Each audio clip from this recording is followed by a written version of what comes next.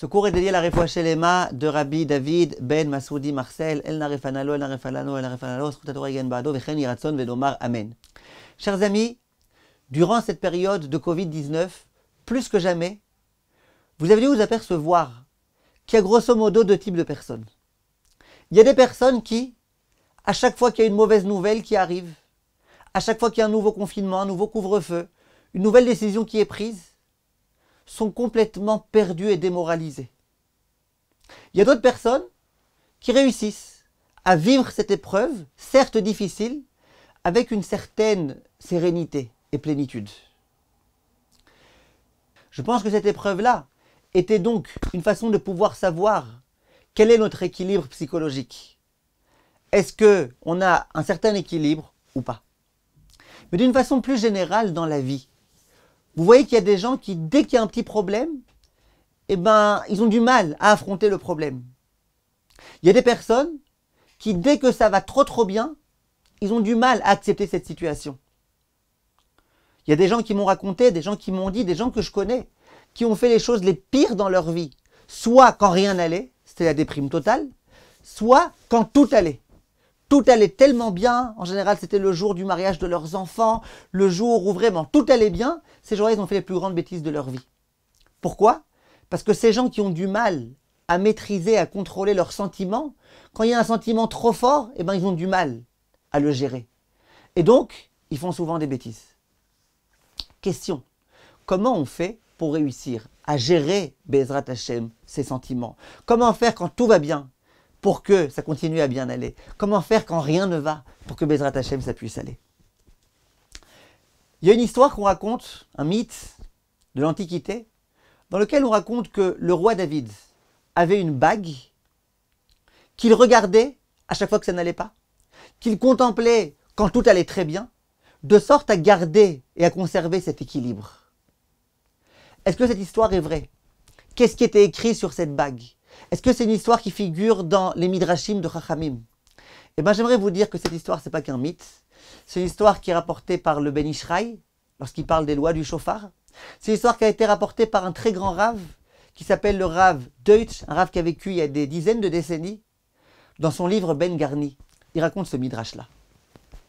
Ce midrash dit qu'un jour, le roi David a convoqué l'un de ses meilleurs bijoutiers. Et lui a dit, écoute, j'aimerais s'il te plaît que tu me fasses une bague, qu'à chaque fois que je la regarderai, je pourrai conserver mon équilibre psychologique. Que quand ça va pas, je puisse la regarder. Que quand ça va trop bien, je puisse la regarder. Je te donne l'ordre de me confectionner cette bague. Le bijoutier sort du palais du roi et il est complètement bouleversé. Il ne sait pas comment il va faire cette bague. Lui, il sait bien faire les bijoux, mais comment il va faire une bague qui, quand tu la regardes, quand ça va pas, ça va mieux, et quand ça va très bien, que ça continue à bien aller? Il ne sait pas. Et il était comme ça, complètement pris dans ses pensées. Et il rencontre à un moment donné un jeune homme. Le Midrash dit c'est un jeune homme très très beau, un petit garçon comme ça, très beau. Ce garçon le voit triste. Il lui dit, qu'est-ce qu'il y a? Pourquoi tu es triste? L'autre lui dit, non, rien. Il dit, dis-moi, pourquoi tu es triste? Cet homme-là lui dit, regarde, le roi m'a convoqué, et voilà ce qu'il veut que je fasse. L'enfant lui dit, il n'y a pas de problème, j'ai une super idée. Tu vas faire une très belle bague, comme tu sais bien les faire. Et dessus, tu écriras les mots Gam, Ze, Yahavor. Ça aussi, ça passera. Écris ça, Gam, Ze, Yahavor. Et puis, tu amèneras ça au roi. Et tu diras au roi la chose suivante. Quand rien ne va, Gam, Ze, Yahavor, ça aussi, ça passera. Ok, pour l'instant, ça ne va pas, mais ça va aller plus tard. Aujourd'hui, on a un problème, mais après, ça ira mieux. Et au contraire, quand tout va très très bien, que tu as tendance à t'enorgueillir, à t'envoler, à ce moment-là, sache que Gam, Ze, Yahavor, ça aussi, ça va passer. Ça peut passer. Tu peux avoir des moments où tu te sens mieux, des moments où tu te sens moins bien. C'est bien, c'est pas grave, il n'y a pas de problème. Le bijoutier est venu voir le roi, et le roi était étonné de cette grande intelligence. Comment tu as fait pour avoir cette idée-là? Le bijoutier était obligé d'avouer que c'était un enfant qui lui avait donné ce conseil. Et cet enfant, dit le Midrash, c'était Shlomo Amelech. Shlomo, le roi. Et David Amelech, effectivement, s'est servi de cette bague. Quand ça n'allait pas, il se rappelait que c'est pas que ça n'ira pas de façon éternelle. Aujourd'hui, ça va pas. Demain, ça ira. Dans 1 heure, ça ira. Dans 1 minute. Dans 1 mois.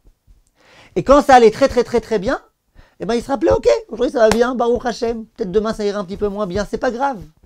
Il Il n'y a rien de grave à ce qu'aujourd'hui ça aille bien, demain ça aille pas. Il n'y a rien de grave à ce qu'après la pluie vienne le beau temps et qu'après le beau temps vienne la pluie. Il n'y a rien de grave. Et grâce à cette bague-là, il a réussi, cet homme-là, à conserver sa sérénité. Être roi, c'est pas facile. Il y a des jours où il y a des hauts, il y a des jours où il y a des bas. Grâce à cette bague-là, il a réussi à conserver. Et dans cette histoire antique, on dit que ce qui était écrit sur cette bague, c'était 3 lettres. Gimel, Zayin, Yud.